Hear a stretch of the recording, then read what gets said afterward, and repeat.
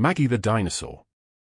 That's what the overhead page would call her, though she doesn't know it yet. Margaret Walsh pushes through the pneumatic doors of Oak Creek Memorial's night entrance at 11:56 p.m., her hospital badge clipped to scrubs worn soft from 3 years of the same rotation, the same floor, the same deliberate invisibility. The parking lot behind her smells like rain on hot asphalt and diesel exhaust from the ambulance bay. She favors her left leg slightly as she walks, a limp so practiced, so integrated into her stride, that most people don't register it as an injury. They register it as age. That's the point. The ICU bay is quiet at this hour, fluorescent lights humming their 60-hertz song, the ventilators providing a low mechanical chorus. Margaret clocks in, checks the assignment board, and moves through the ward with the kind of economy of motion that comes from muscle memory accumulated over decades. Her fingers find 4 lines without looking, check central catheter placements with the precision of someone who has inserted them in the back of a Humvee traveling 45 miles per hour down a road studded with IEDs.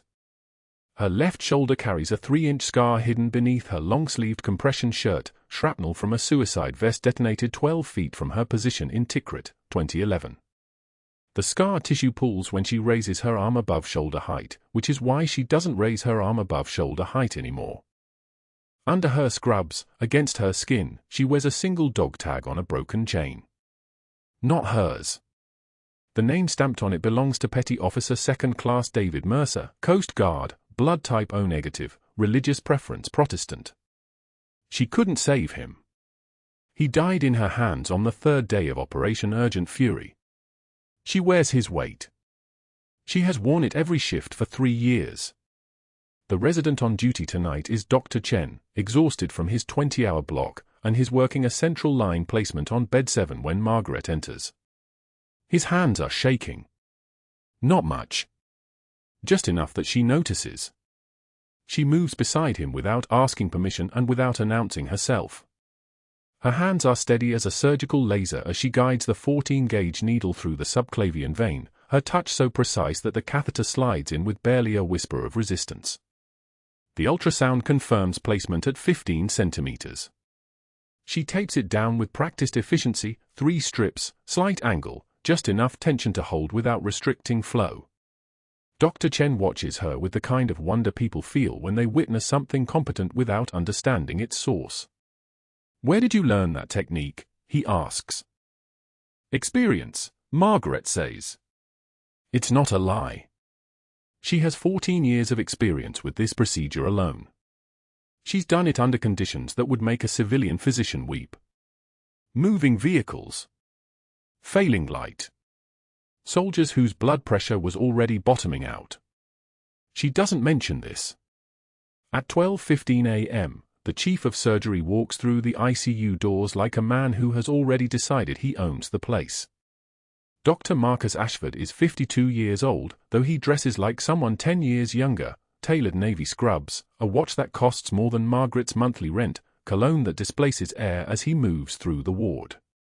His appointment as chief arrived 3 weeks ago, and he's been reorganizing hierarchy ever since, looking for weaknesses in the structure he inherited, testing where he can tighten control.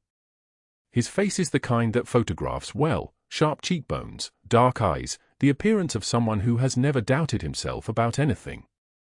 He observes Margaret from the observation window for exactly 40 seconds, watching her position a patient's head to prevent aspiration, watching her check the medication pump settings with fingers that don't hesitate. What he sees is an aging night shift nurse, probably in her mid-50s, moving with an inefficient gait that suggests either age or injury. He sees a woman favoring her left side. He sees someone who likely doesn't keep up with current protocols, someone who probably relies on habit instead of evidence-based medicine, someone who could become a liability in a department that's preparing for a Joint Commission survey in 8 months. He has no idea who he's looking at. Margaret feels his attention the way animals feel a predator's stare. She doesn't look up. She doesn't acknowledge his presence. She finishes documenting the medication administration on the chart and moves to the next bed, where a post-operative cardiac patient needs vitals checked every 30 minutes. The heart monitor beeps its steady rhythm, a sound so constant at night that nurses learn to hear it in their sleep. 84 beats per minute. Normal sinus rhythm.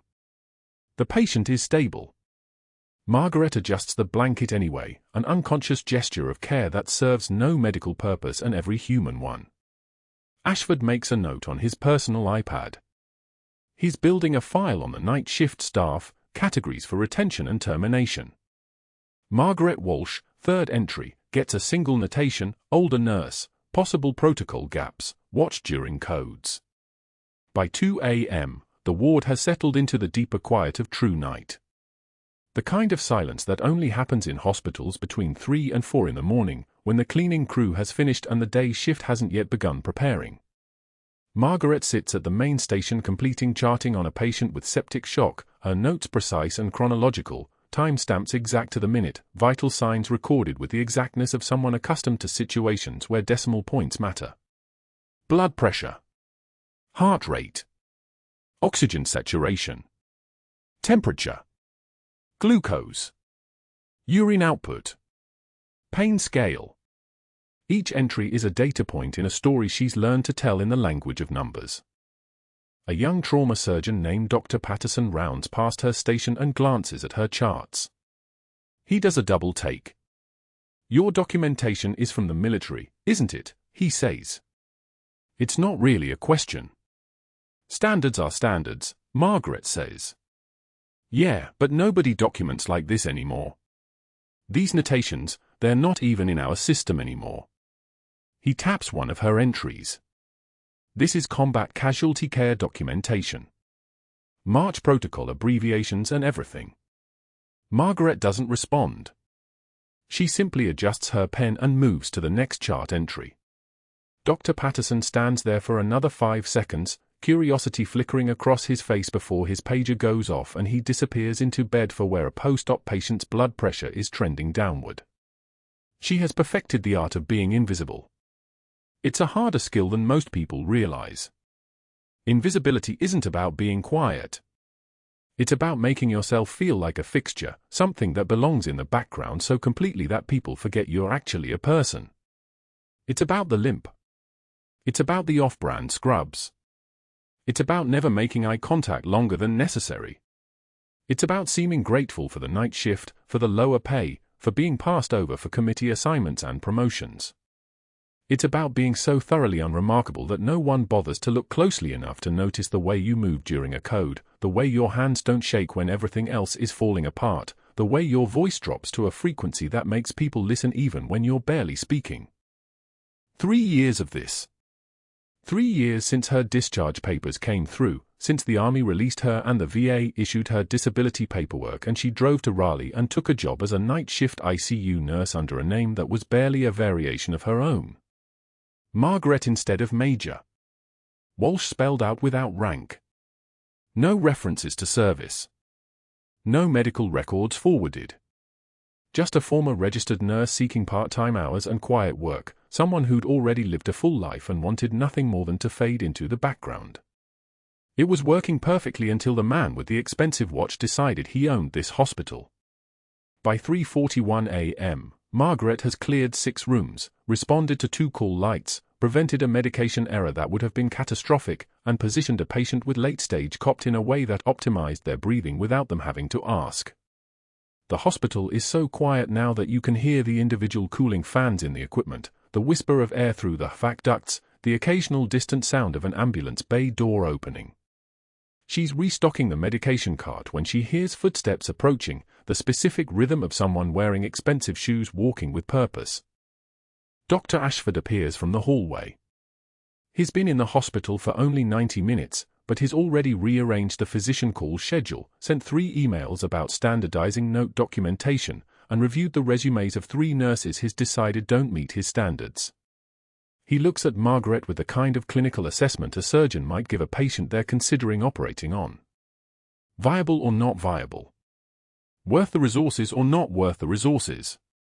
"You're Walsh," he says. It's a statement, not a question. He's reviewed the roster. "Yes, doctor." "You've been with us 3 years?"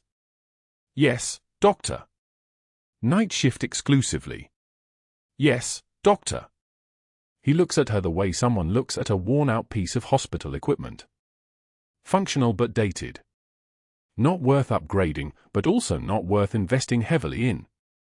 We'll be implementing new protocols for code management. Newer algorithms, more aggressive fluid resuscitation, different medication sequences. I'll expect full compliance. Of course, doctor. And I'll need formal sign-off that you've reviewed them before your next shift.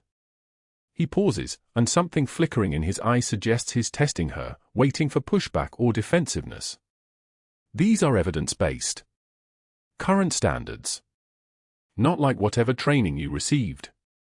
Margaret doesn't respond to the implication. She simply nods and returns to arranging the medication cart, her movement smooth and unhurried. She's encountered hierarchies before.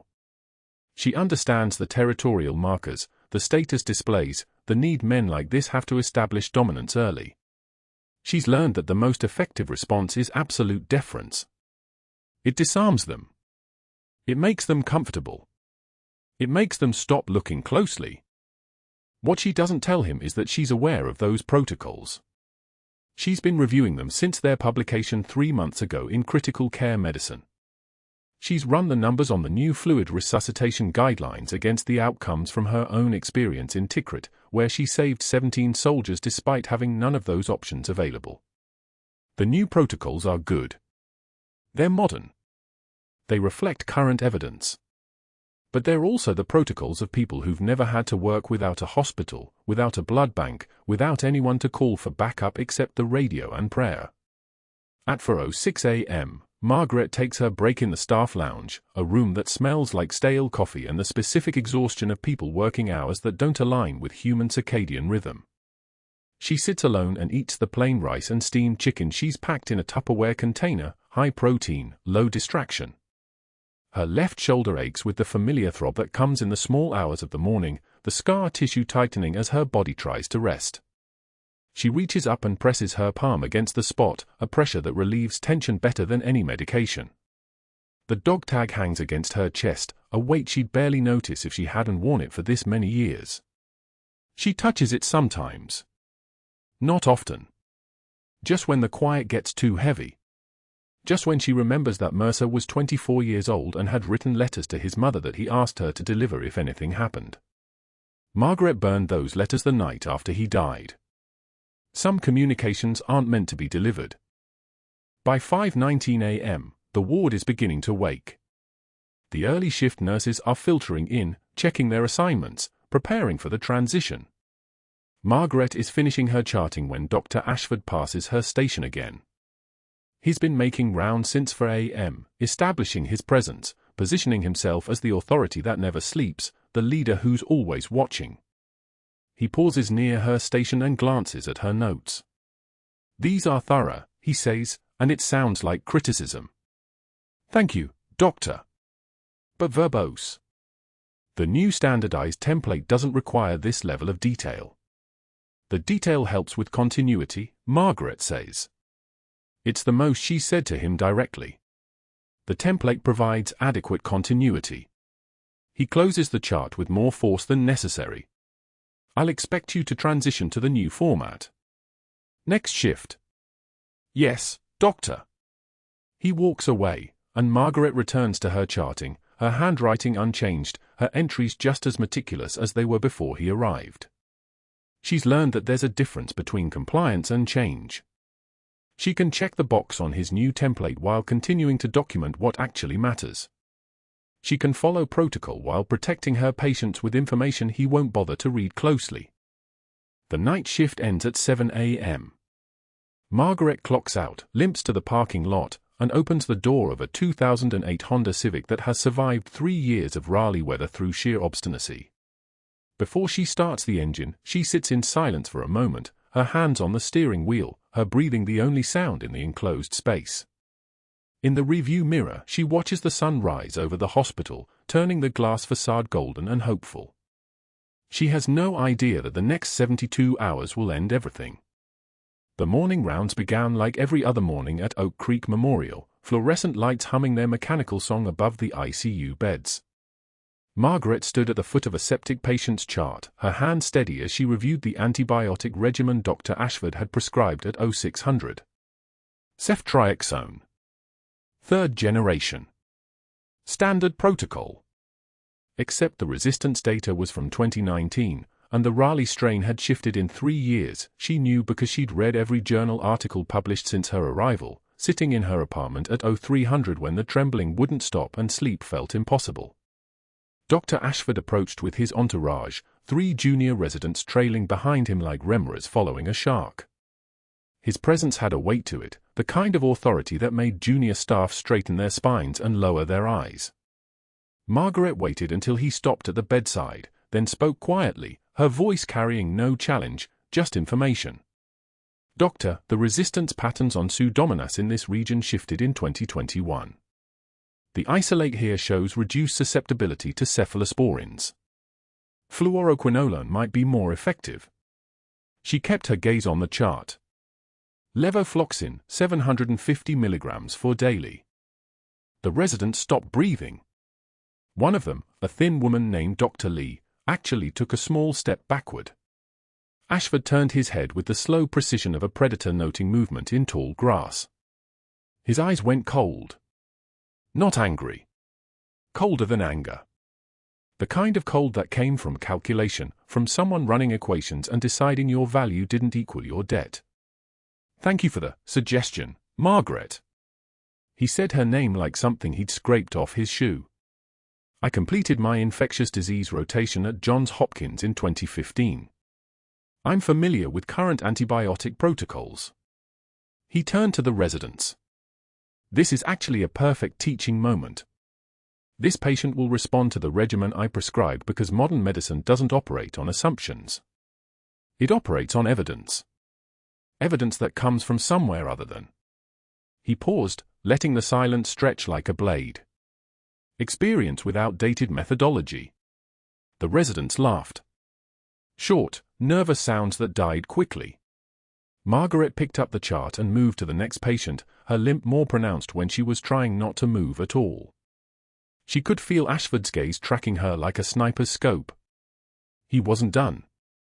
Men like him were never done. They kept score, kept notes, built cases.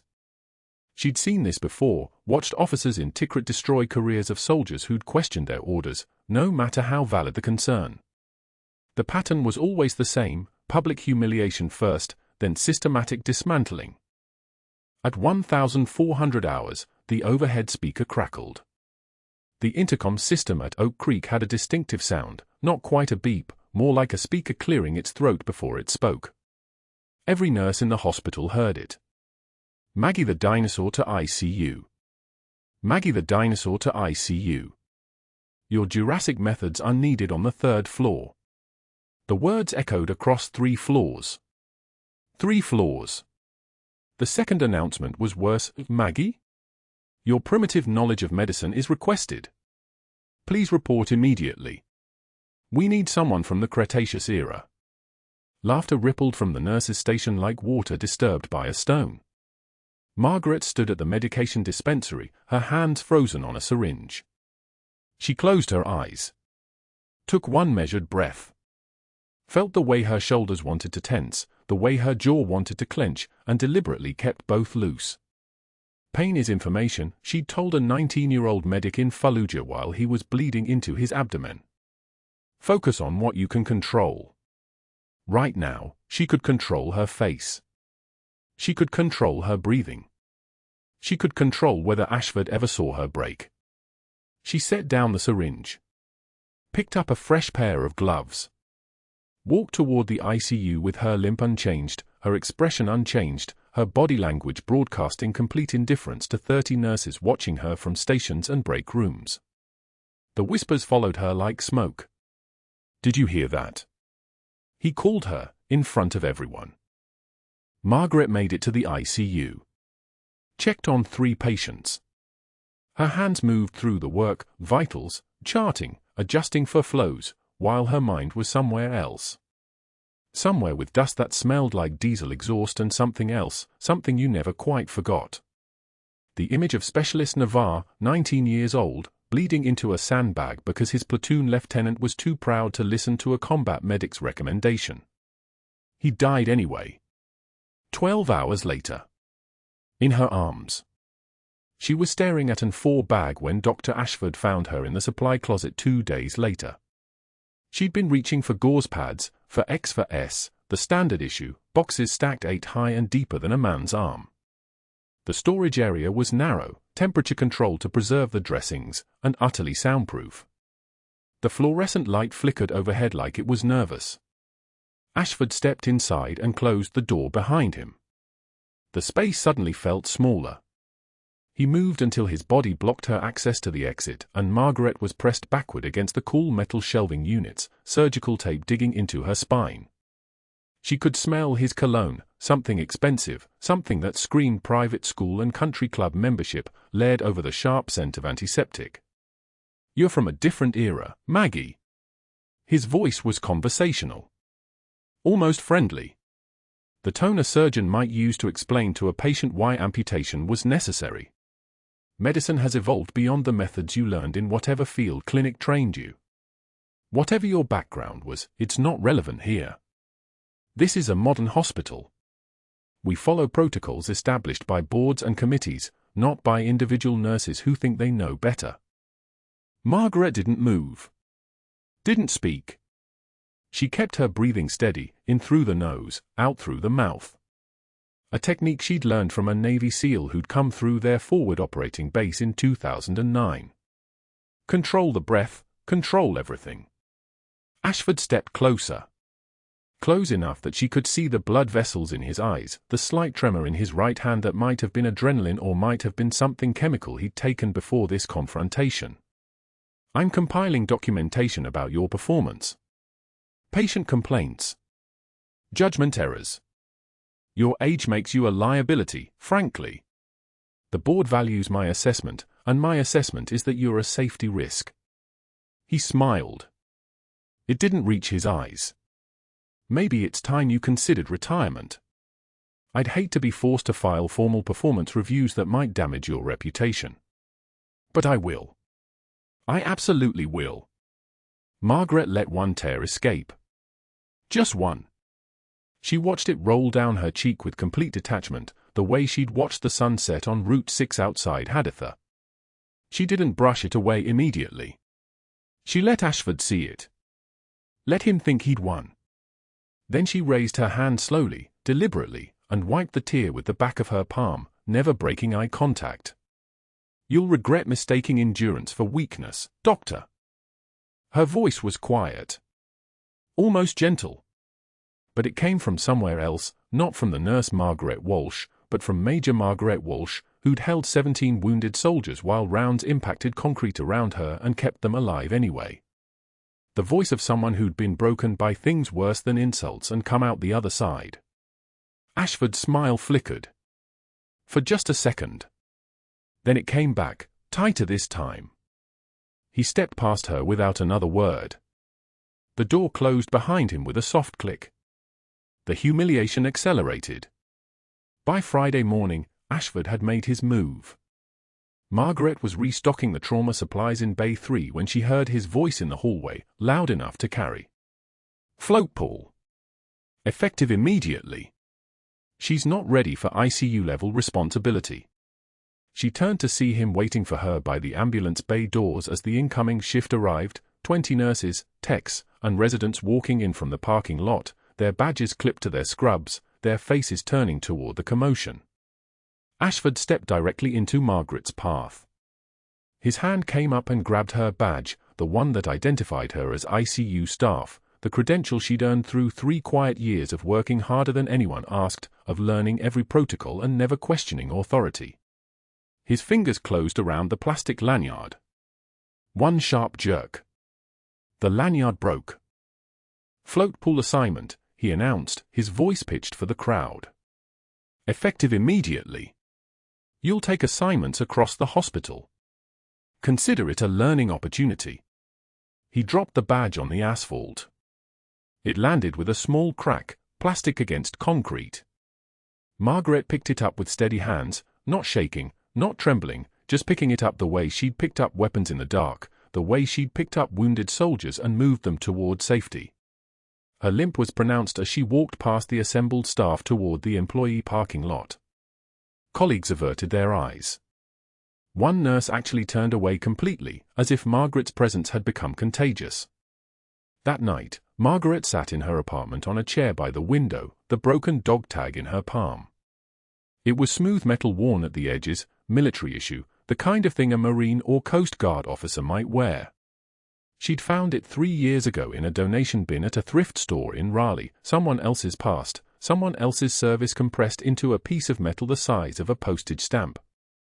She'd kept it without ever knowing why. Without letting herself ask too many questions. She turned it over in her fingers, reading the indented letters, COLJP Mercer, 001 for 47892, blood type ONEG, someone's father, maybe. Someone's brother. Someone who'd carried this weight and then put it down. But that wasn't the worst part. The worst part came at 21:30 on Tuesday night, when the ambulance bay doors slid open and a stretcher rolled in carrying a Coast Guard commander with stable vitals and a timeline that would change everything. Margaret was working float pool that night, assigned to the ER, unaware that the next 72 hours would require every skill she'd ever buried, every identity she'd left behind in a desert that smelled like dust and diesel and her own spilled blood.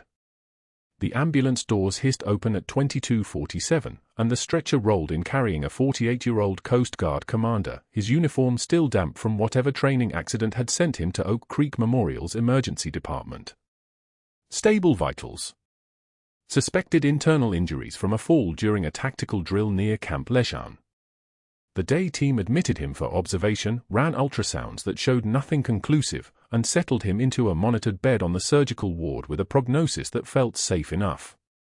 Margaret was floating ER that night, still wearing the humiliation like a second skin, her badge ripped from her scrubs that afternoon, her demotion announced in front of the incoming shift, Dr. Ashford's voice still echoing in her ears, just a nurse.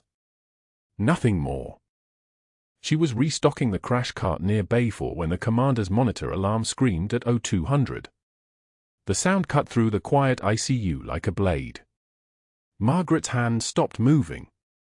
She knew that alarm, knew the pitch, the rhythm, the way it meant something had broken inside a body that was bleeding out. She set down the ampoule of epinephrine and moved toward the sound, her limp barely noticeable now, muscle memory overriding caution. 5 doctors arrived within 90 seconds. Dr. Ashford led them, his face already calculating, already measuring liability. They surrounded the bed where the commander lay, his pressure dropping in real time, 110, 102, 95. The ultrasound tech wheeled in the portable machine and ran the probe across the abdomen, and Margaret saw what the night shift couldn't, the dark fluid pooling where the spleen should have been contained, the bleeding that the day team's initial imaging had missed because they weren't looking for it. Internal hemorrhage, Ashford said flatly. Delayed splenic rupture. Missed on admission.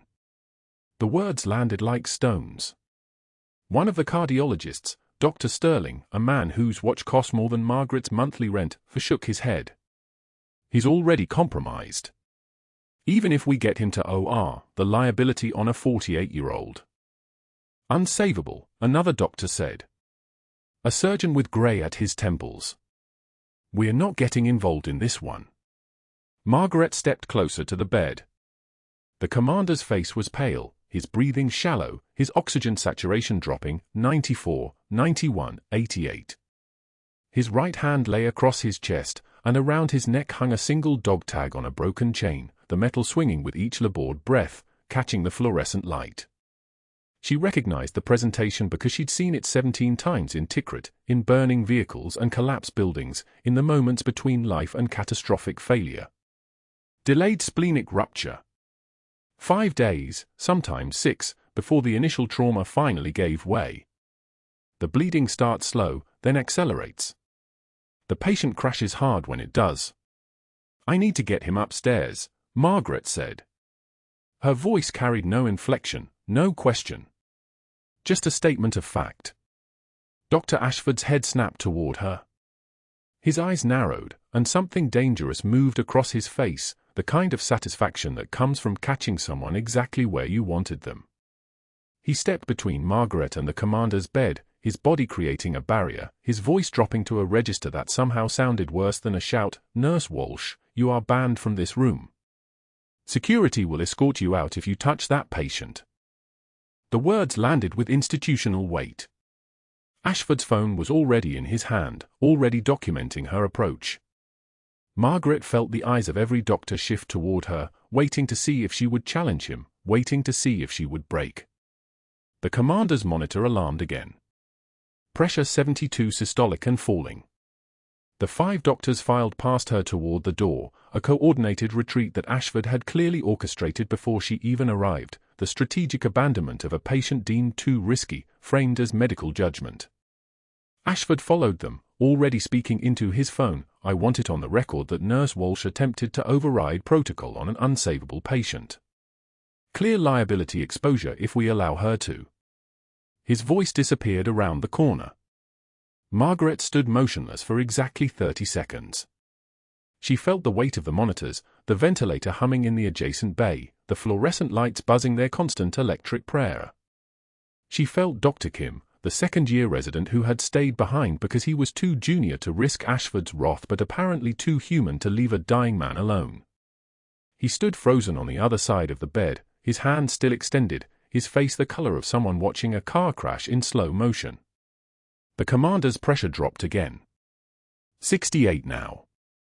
Dropping past the point where the brain stays oxygenated, past the point where organs stay viable, past the point where anything Ashford had said mattered anymore. Margaret moved. She reached down and pulled the combat knife from the sheath strapped to her ankle, the blade she'd carried since Tikrit, the knife that had cut through bandages and tape and once, in a moment she never spoke about, through the restraints holding a patient down during an emergency amputation. The steel sang as it came free. Dr. Kim's eyes widened. The shock on his face might have been funny in any other context, but there was no time for context anymore. Call anesthesia now, Margaret said. Tell them field thoracotomy, class for hemorrhage. Move. Dr. Kim moved. Margaret positioned herself on the commander's left side and made the first cut, a long, precise line through skin and subcutaneous tissue, the knife moving with the muscle memory of someone who'd done this in burning vehicles while taking fire, in tents lit by chemical lights, in moments where hesitation meant watching someone die. The blade moved through the muscles of the chest wall, and she controlled the depth with the kind of precision that only came from having performed this procedure in circumstances far worse than an ER bay. Her hands didn't shake. Her voice didn't crack. Only Major Walsh existed in that moment, stripped of the pretense of nurse, stripped of the careful years of anonymity.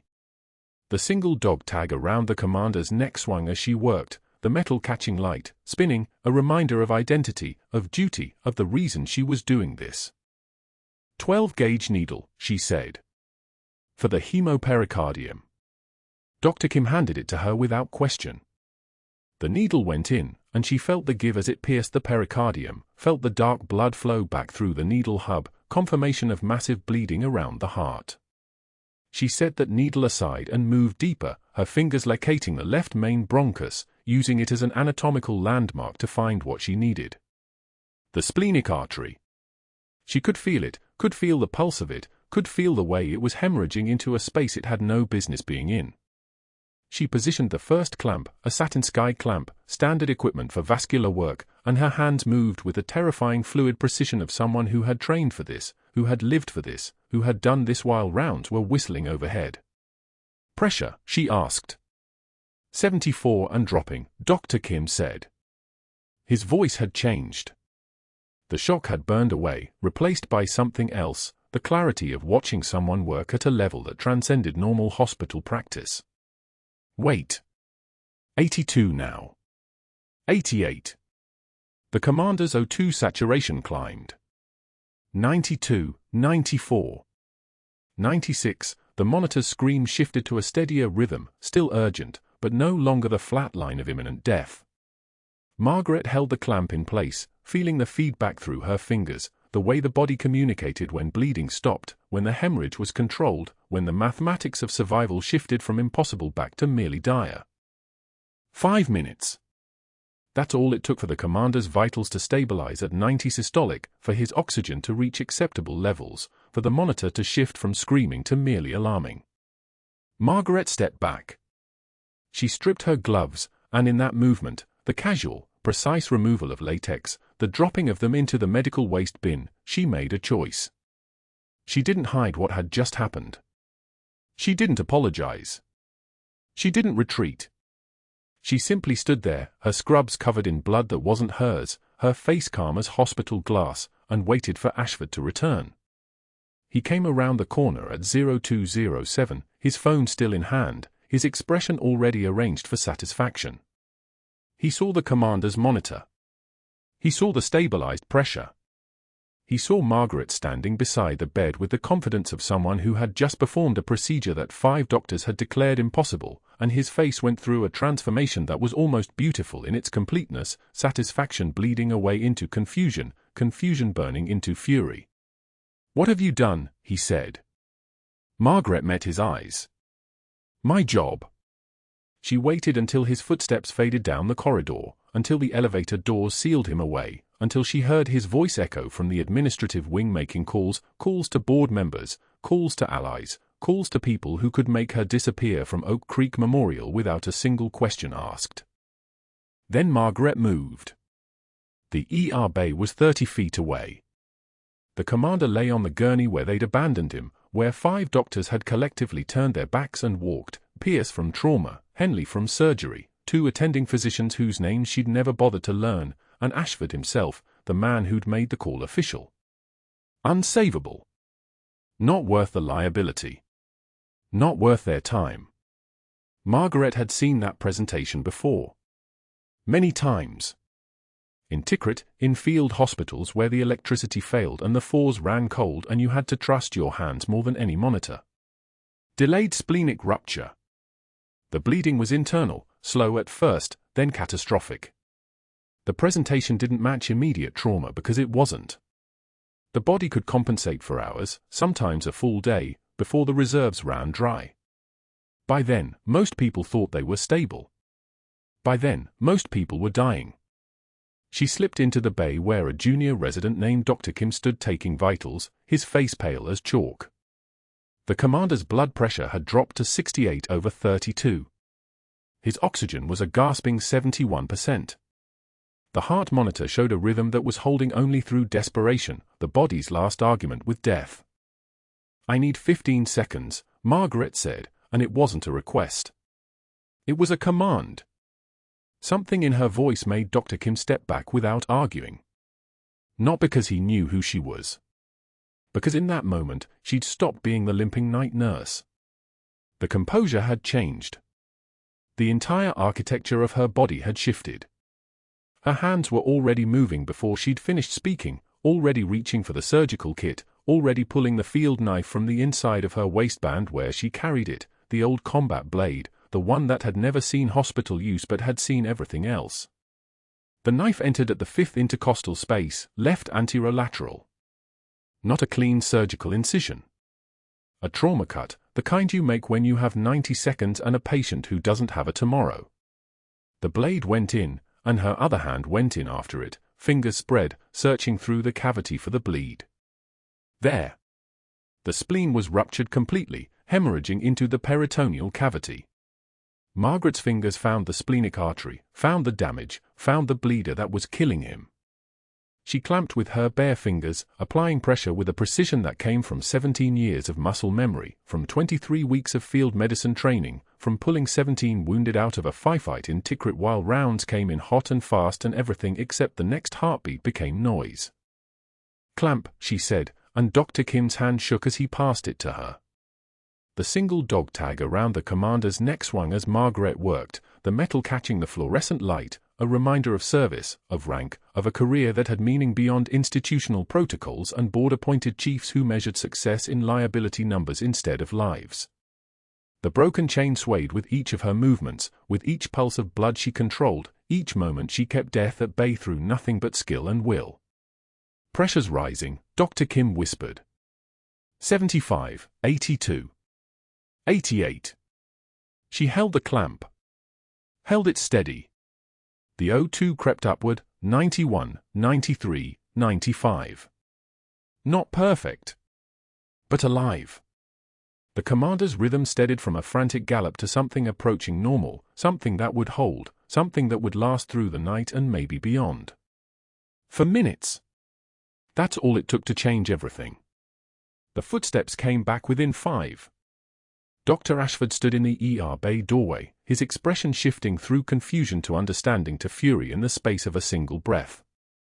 Margaret was still elbow-deep in the commander's open cavity, still holding pressure on the bleeder, still keeping this man alive through pure defiance. "What have you done?" Ashford's voice was barely controlled, but his mind was already moving. She could see it in his eyes. This was ammunition. This was the narrative he needed. An unauthorized procedure. A suspended nurse taking matters into her own hands. A weapon, her combat knife, used in a sterile environment. A protocol violation so egregious, so publicly documented, that no board in the country would question his decision to fire her. "Clamp," Margaret said to Dr. Kim, and the resident took over, his trembling hand somehow managing to hold what Margaret had found. "Security," Ashford called, and his voice carried the weight of institutional authority. They came within minutes. 2 security guards in dark uniforms, both younger than her first deployment, both confused about why they were being asked to remove a nurse mid-procedure. "She's authorized," Dr. Kim started, but Ashford cut him off with a single look. "She's suspended. Effective immediately, pending termination." Margaret withdrew her hands from the commander's cavity with the same deliberation she'd used to enter. The blood was still there, darkening her scrubs, staining her fingers past the gloves, painting her palms red. She didn't wipe it away. Didn't try to hide it. She simply stepped back and let the security guards take her by the elbows, gently, as if she were a threat. The walk through the ER was the longest 30 feet of her life, but her expression didn't change. Composure held. The mask stayed in place. Behind her, Dr. Kim would complete the stabilization. The commander would live the night, stable enough that by morning the Coast Guard would send more than a notification to his family. They'd send answers. They'd send investigation. They'd send people who knew how to read the records of who'd done what, and when, and why. But Margaret didn't know that yet. What she knew was the parking garage at 0430, empty and cold and smelling of motor oil and rain. Her car was in spot 47, a 2008 Honda Civic with one working speaker and a door that never fully closed. She'd left it ajar during the chaos of the crash, battery draining for 6 hours while she was inside saving the life of a man the hospital had given up on. She turned the key. Nothing. The battery was dead. Margaret's head dropped to the steering wheel. The leather was cold beneath her forehead. Her hands lay in her lap, still wet with blood that wouldn't wipe clean, and she couldn't lift them. Couldn't move. Couldn't do anything except sit in the dark and feel the shrapnel scar on her shoulder burn the way it had burned in the field hospital when they told her she'd never deploy again, when she'd understood that her first career was finished, that the work that mattered would have to stop. 18 months ago, she'd thought she'd accepted it. She'd thought she'd made peace with a quiet life, with anonymity, with being nobody at all. She'd thought she'd learned how to live as Margaret Walsh instead of Major Margaret Walsh. Upstairs, in the hospital she'd been trying to leave behind, the system was already moving. The commander's stabilization triggered notification protocols. His family received a call at dawn that he'd survived against all odds, that he was in stable condition, that someone had performed an unauthorized procedure that had saved his life. His daughter asked one question: who did it? The answer came with a name. Margaret Walsh, night shift nurse. The name went into the incident report. The incident report required personnel background check for all staff involved in the emergency. When the hospital system ran Margaret Walsh's records through federal databases, a flag triggered, classified security clearance, decades of redacted deployments, a service record that shouldn't exist in civilian healthcare. At 0500, the first phone rang in Washington. Then the second. Then the third. The commander survived the night. That was the fact that changed everything. By 0600, his vitals had stabilized enough that the Coast Guard sent a full detail to Oak Creek Memorial. A captain. 2 lieutenants. A medical officer with the bearing of someone used to giving orders that moved nations. They arrived in dress uniforms, their presence like pressure changes in the atmosphere, and they came looking for answers about how a man 5 doctors had written off as unsavable was now breathing on his own in the ICU. The hospital's routine background check for the incident report was supposed to be administrative, a formality. A clerk in medical records pulled Margaret Walsh's personnel file at 0845 and found exactly what wasn't supposed to exist in a civilian hospital database: flagged records. Redacted pages. Warnings stamped in capital letters that certain documents required federal clearance to access. The clerk's hands began to tremble as she read the headers. The more pages she turned, the more her breathing changed, shallow, uncertain. She didn't call her supervisor. She called the hospital administrator directly. At 0947, 3 phones rang simultaneously in Washington. Different agencies. Different buildings. Same trigger: someone had just accessed classified personnel records belonging to Major Margaret and Walsh, and the access protocol had been breached at a civilian facility in Raleigh, North Carolina. The commander's grown daughter was the first to arrive at the administrator's conference room. She stood in the doorway, composed in the way of military families who'd learned to wear their authority quietly, and she didn't ask. She stated, "I need to speak with Major Walsh." The room went so quiet you could hear the fluorescent lights hum. A floor nurse named Patricia, who'd been assigned to file the incident documentation, felt her hands trembling as she read the unsealed pages. Decades of redacted service records. Medical clearances from the Pentagon. Citations that were mostly blacked out except for the dates and unit designations. 75th Ranger Regiment. JSOC Task Force 121. Tikrit, Iraq, 2008. The words combat medic appeared in one unredacted sentence, followed by enough blank space to hide a life. Patricia had worked with Margaret for 3 years. Pushed her cart down these corridors, watched her move with quiet competence through impossible shifts. Watched her hand steady a dying patient while doctors stood frozen. And she'd had no idea. None. The Coast Guard liaison arrived at 1015, and he wasn't alone. A SEAL team leader, call sign Breaker, walked beside him with a kind of calm that comes from having already survived the worst. The conference room doors opened. The board members looked up expecting bureaucracy. What they got was a voice like a tank idling in a garage, low and absolute and carrying the weight of decisions made at 3 a.m. in places that didn't officially exist. Breaker didn't sit down. Major Walsh has 2 silver stars. The board chairman blinked. A bronze star with Valor. Another board member's pen fell from his fingers. She personally trained 47 combat medics currently deployed across 3 continents. The liaison stepped forward, and his voice carried the specific precision of someone reading from a record that had taken 8 minutes to decrypt. She's the reason you have a commander alive in your ICU. When 5 doctors walked away from that patient, she recognized a presentation she'd seen 17 times in Tikrit. She didn't ask permission. She didn't call a committee. She saved his life using a field thoracotomy with equipment most of you have never heard of, performed in the same ER bay where your chief of surgery physically prevented her from helping. The silence lasted exactly 3 seconds. Then the door opened again, and 2 FBI agents entered, badges on lanyards, a forensic specialist behind them with a laptop. The senior agent's voice was methodical, evidentiary, the kind of tone that turns casual mistakes into federal crimes. Someone attempted to access and alter classified military personnel records in the past 12 hours. Records belonging to Major Margaret Walsh, protected under the National Security Act of 1947 and the Department of Defense Information Security Regulation. The digital trail leads directly to this hospital.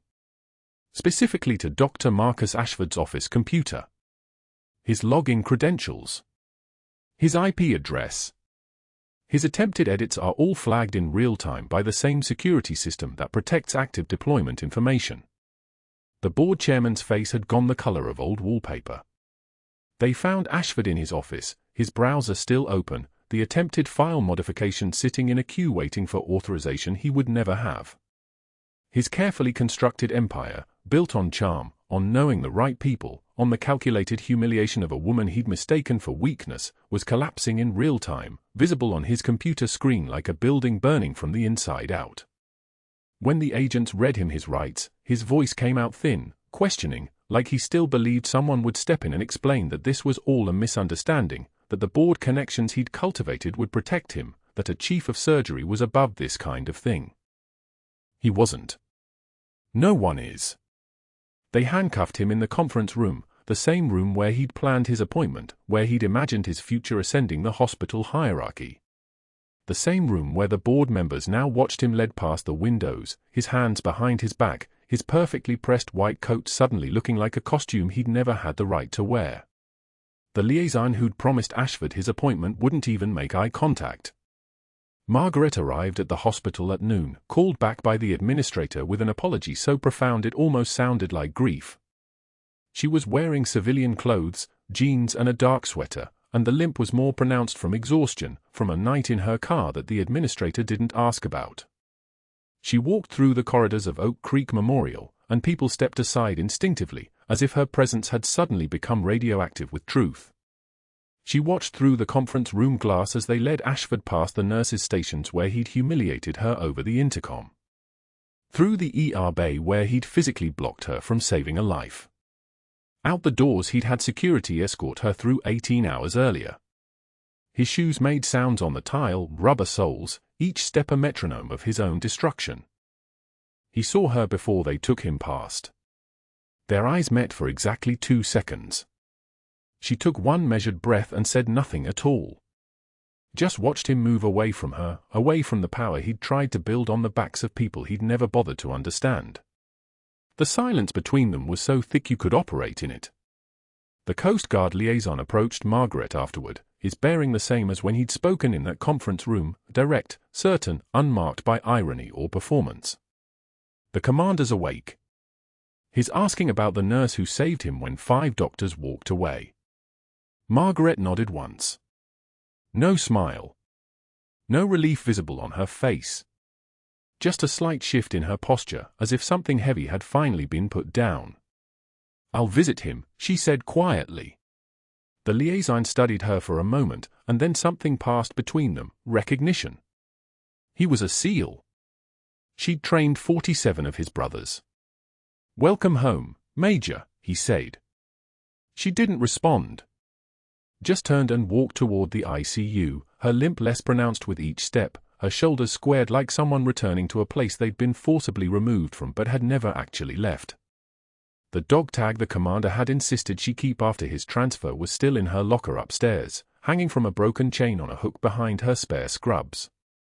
She would hold it on quiet nights and remember that some things, skill, honor, the instinct to save a life when 5 doctors declare it impossible, can't be stripped away by small men with temporary power. If you've got someone in your life who's been underestimated, who's been pushed down by people who mistook their quiet strength for weakness, share this. And if you've ever wondered what happens when the truth finally comes out, when the people who've been hiding in plain sight finally step into the light they earned, subscribe. Because these are the stories that matter.